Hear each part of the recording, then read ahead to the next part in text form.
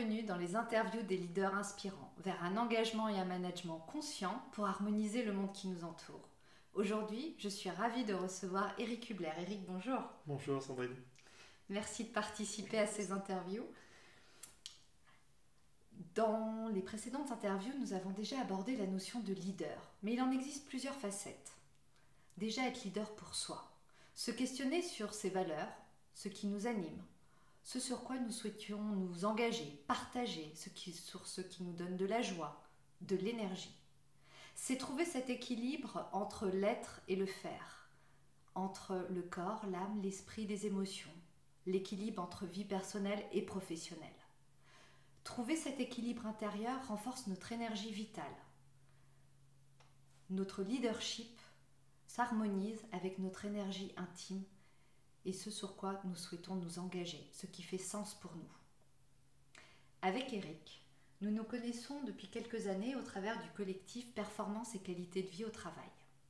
Et spontanément, j'ai pensé à toi pour les interviews, car je trouve vraiment que tu es un leader inspirant, où il y a vraiment cet équilibre entre l'être et le faire que l'on peut percevoir au travers de tes paroles, de tes actions et de tes enseignements. Tu es auteur-conférencier, créateur de la méthode Aikido Management, spécialiste en leadership par l'équilibre. Tu as écrit entre autres un des principaux livres, L'équilibriste. Et cet équilibre, tu le retrouves entre deux de tes passions, le Brésil et le Japon. Le Japon pour les arts martiaux que tu pratiques depuis l'âge de 8 ans, où la subtilité de l'analyse, la justesse du geste, la délicatesse du geste te parle, et le Brésil pour l'énergie de vie et l'intensité émotionnelle.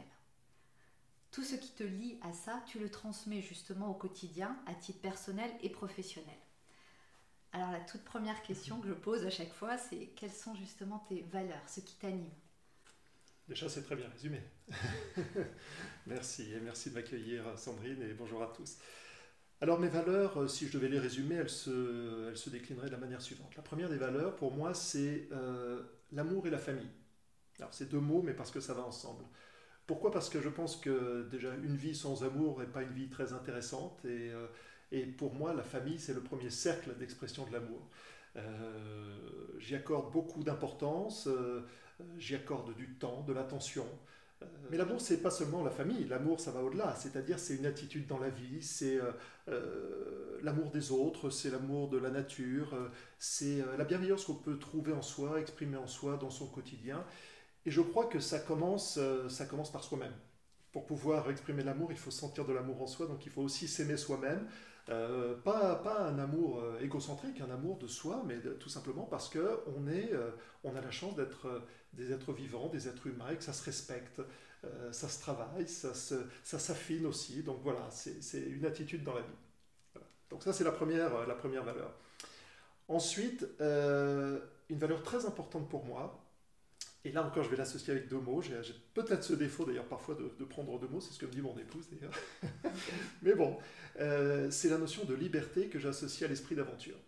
Ça, c'est très présent dans ma vie parce que la liberté se traduit d'une certaine manière comme un combat permanent. Ça s'acquiert la liberté, ça se cherche. C'est un privilège aussi. Il y a des peuples, il y a des personnes qui n'ont pas la chance de vivre en liberté. Donc déjà, quand on a la chance de vivre libre,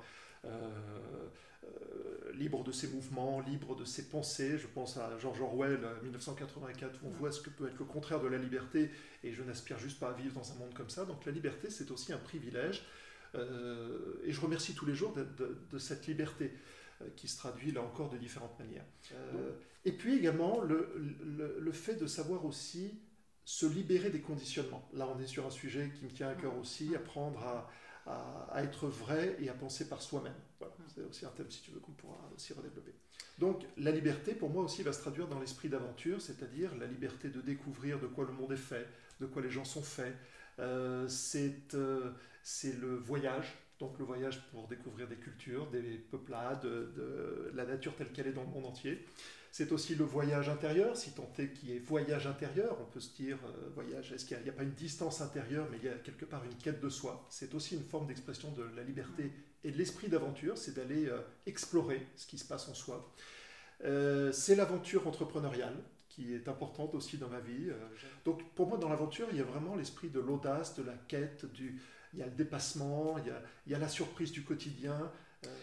Et la troisième valeur, tu parlais de l'équilibriste, évidemment, c'est l'équilibre. L'équilibre qui est un sujet que je trouve extraordinaire, sans fin, qui quelque part résume tout, parce que l'équilibre c'est notre posture la plus profonde, donc c'est l'équilibre interne, c'est le principe d'interdépendance, puisqu'il y a différents équilibres qui sont constamment dans ce système de jeu de relations, c'est-à-dire que l'équilibre interne va avoir un impact sur l'équilibre relationnel, sur l'équilibre par rapport à notre environnement, etc. Et tout ça est très subtil et plein de nuances, à la fois simples et complexes. Voilà.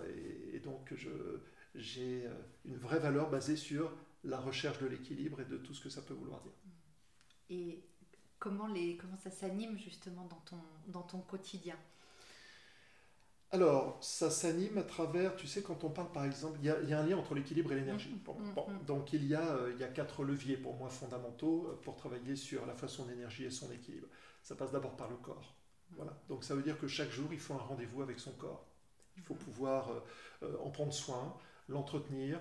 La santé, ça s'entretient, le développer, parfois le challenger aussi, aller chercher un peu les limites pour pouvoir faire que le corps soit dans une dynamique permanente, parce que dès qu'on le laisse s'endormir un petit peu trop longtemps, il décline. Bon. Donc il y a une forme de ritualisation avec le corps. Chaque jour, bouger ce corps, l'entretenir, le développer et en prendre soin. L'équilibre, c'est également l'équilibre mental, c'est-à-dire de faire en sorte que l'esprit soit à la fois actif pour rester alerte, pour rester curieux, mais c'est aussi savoir faire le vide de l'esprit. Donc ça passe par exemple par une pratique de méditation, de savoir avoir ce retour sur soi aussi pour s'épurer, faire une forme d'hygiène mentale, une épuration mentale aussi.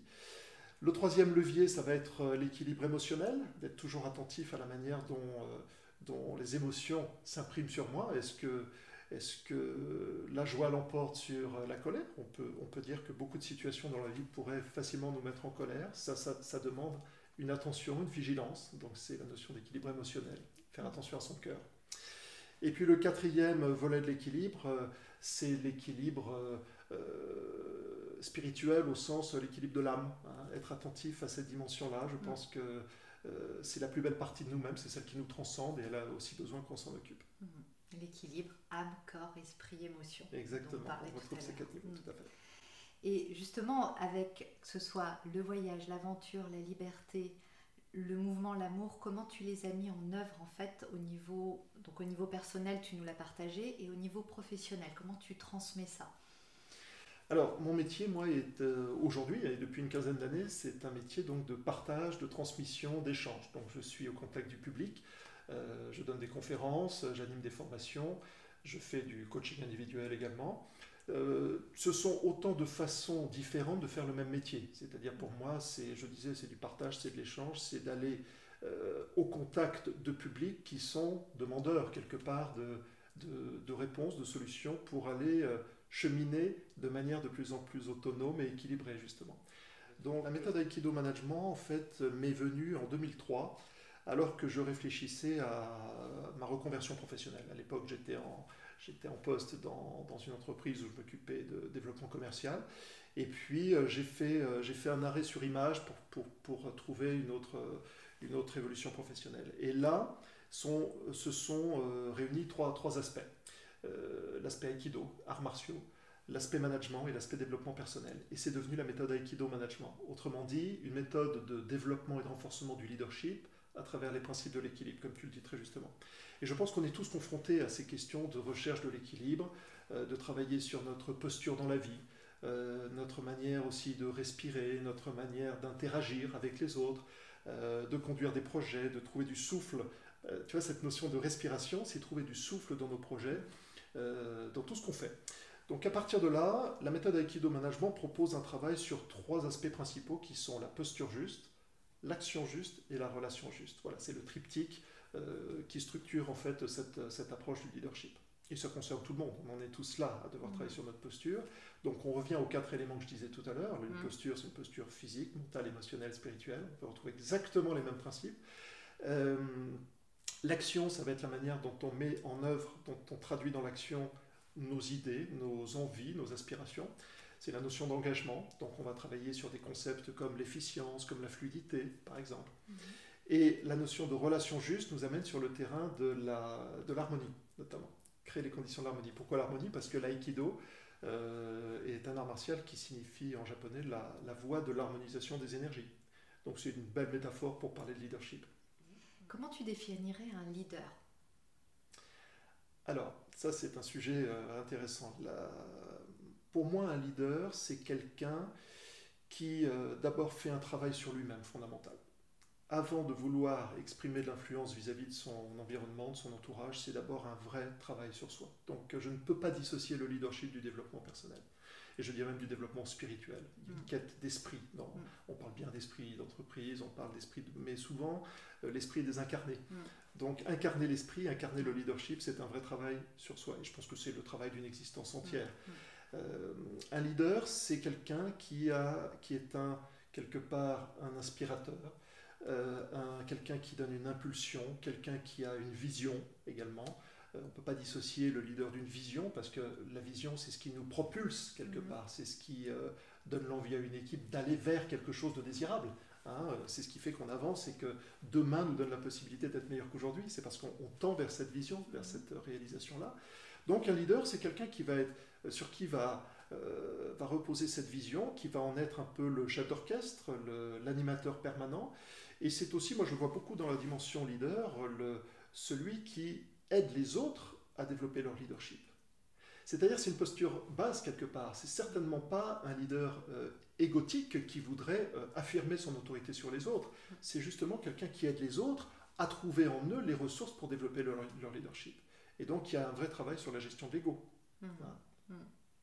Et on retrouve cette idée d'énergie, parce que lors de notre échange pour préparer l'interview, tu parlais aussi de libérer son énergie pour être leader. Donc on retrouve la notion de libérer, liberté, parce qu'il a aussi besoin de se libérer des contraintes et des regards des autres. Absolument.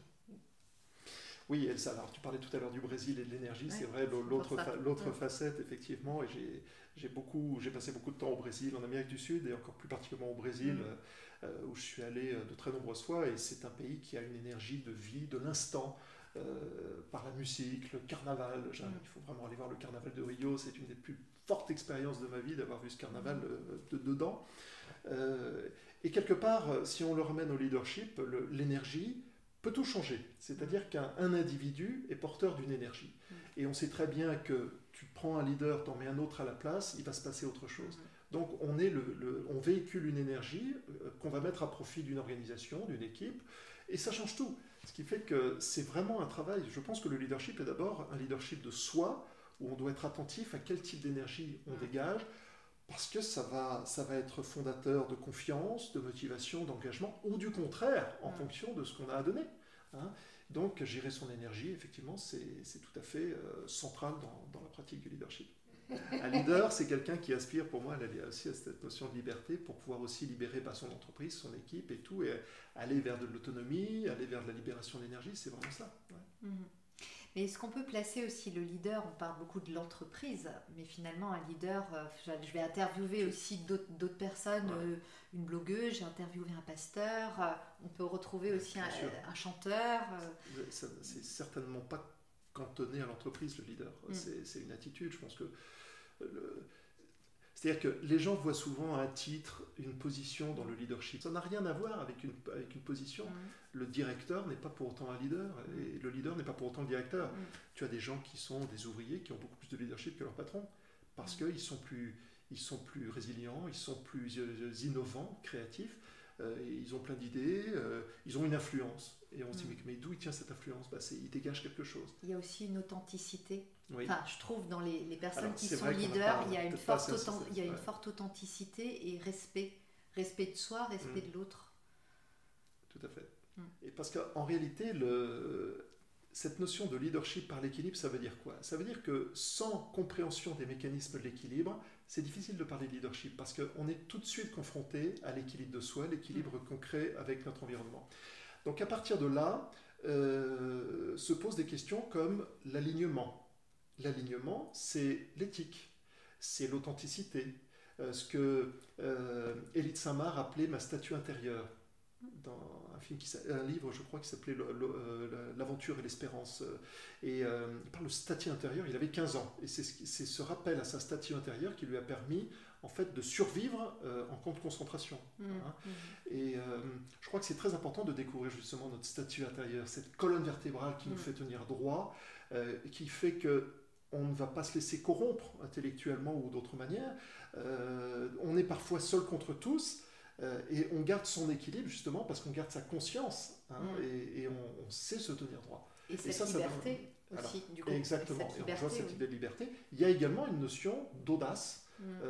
Il faut avoir l'audace, le courage, oser être soi, oser être vrai. Et même si c'est contre vents et marées, ça n'a pas d'importance. Parce que le prix de cet équilibre-là, justement, on n'a pas de prix. C'est pas négociable.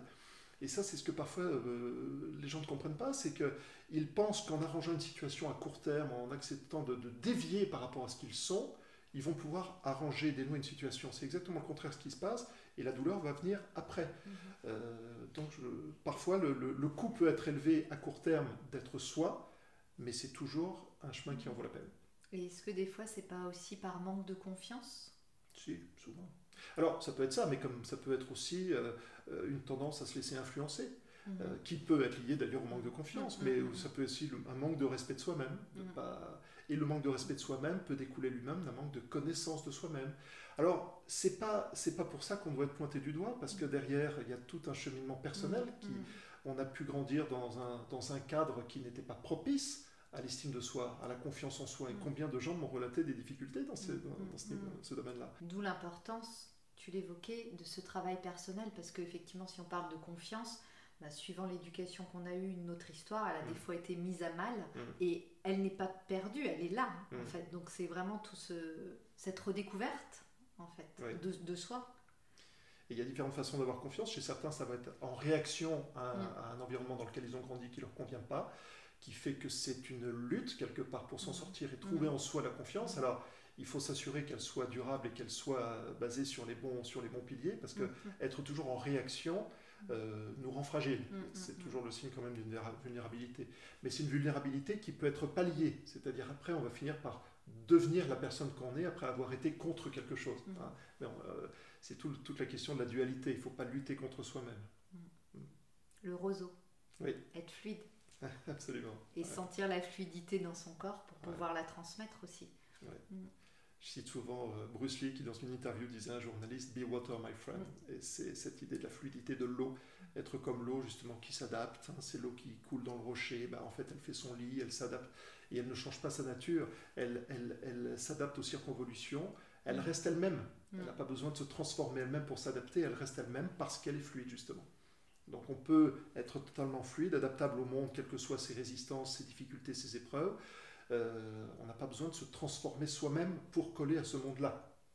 Je pense qu'il faut justement apporter ce qu'on a de meilleur au monde et pas le contraire. Même si on s'en enrichit, c'est un échange permanent. On n'a pas la vérité, le monde n'a pas la vérité. Mais c'est toujours cette idée de ne pas se laisser corrompre par des faux semblants extérieurs. Je pense que la connaissance de soi est vraiment le cheminement ultime. Et c'est comme ça qu'on apprendra aussi à mieux connaître les autres. Sur ces magnifiques paroles, merci Eric. Merci Sandrine, merci à toi pour cet échange. Avec joie. Et j'espère que les paroles d'Eric vous auront inspiré, questionné. À très bientôt pour des prochaines interviews.